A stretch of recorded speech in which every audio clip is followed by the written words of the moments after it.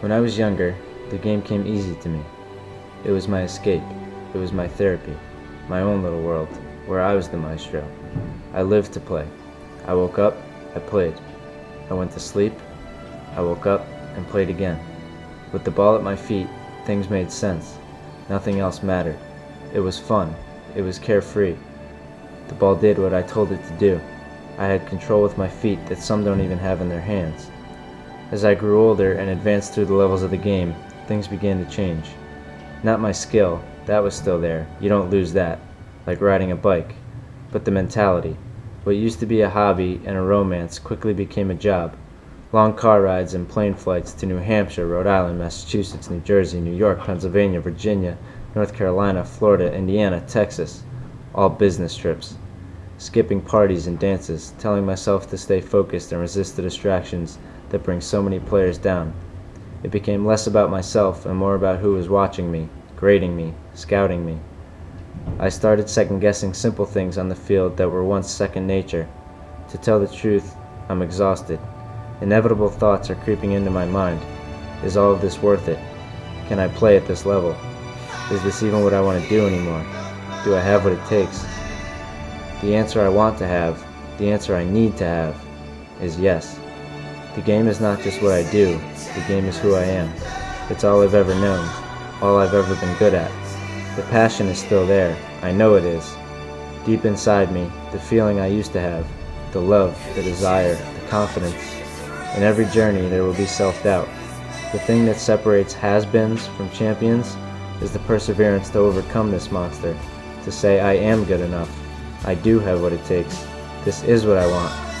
I need to find that restart button, to light a new fire under myself to propel me through these hard times, because I know that there is a light somewhere at the end of this tunnel. And at the end of this tunnel, waiting to greet me, is a little boy, a boy that fell in love with the ball at his feet.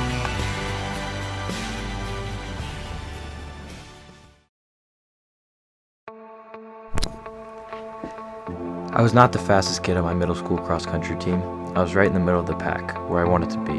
I was out of the coach's view and able to run at a comfortable pace and have conversation. The motivation was never really there for me. I was stuck in a world of complacency and mediocrity. I never pushed to be the best because I never felt I could be the best. You see, that's where it all starts. If you're not thinking like a champion, you can never be a champion. I wouldn't say my years running cross-country were wasted. They just weren't optimized. When I finally got to the high school, I was prepared for more of the same. Another 4 years of the status quo, middle of the pack finishes. Suddenly, something happened that changed my perspective. A perspective that no longer featured half of the pack in front of me. Once I joined track, gone were the days of jogging 5 miles until I was out of breath. My legs felt like jello, and I had exhausted all conversation with my running buddy. I found my thing, my niche, my love, my addiction. I began hurdling. At first, the concept was a little foreign to me. Why put unnecessary obstacles in the way? But as I thought about it, I began to see a lot of parallels between hurdling and life. Life is not one simple straightaway. There are obstacles, hurdles that we must overcome to eventually reach the finish line. I got myself into hurdling by following a senior I looked up to, over to the far end of the track where the team practiced hurdling. I felt confident. I don't know why. I've never done this before. I wasn't fast, and I was skinny as a twig.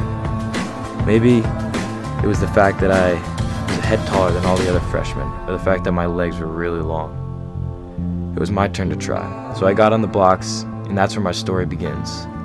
That's where the after-practice practices started occurring. That's when I started saying, "What can I do to get better, coach?" That's when the weekend visits to the track became more and more frequent. I've heard addiction be described as waking up and not being able to eat or drink until nighttime. All you are thinking about is food and water. It dictates your actions and thoughts to accomplish that one thing. That's what my hurdling addiction was like. The next meet, the next training day, my form, my times were always on the forefront of my mind. I had to make sure my lead leg was straight, and my body reacted instantaneously with the start gun. That motivation seemed to lack in middle school. It had somehow surfaced. A vision came to light. I didn't want this hobby and passion to end after 4 short years. But this desire wasn't gonna instantly turn into reality all by itself. I had to go and get it. I'm not going to go on and on about all the races I've won or the medals I've earned, because that does not show you the road I've traveled to get where I am right now. Instead of telling you about the screams of joy after my championship meet, I'm going to tell you about the screams of pain I cried out on my last set of squats, about every mile I ran over my body's limits to make me that much stronger. As a result of all the hard work, myself, Luke Terrio, my best friend and training partner, Griffin Kutzner, will be continuing our athletic experience at the collegiate level.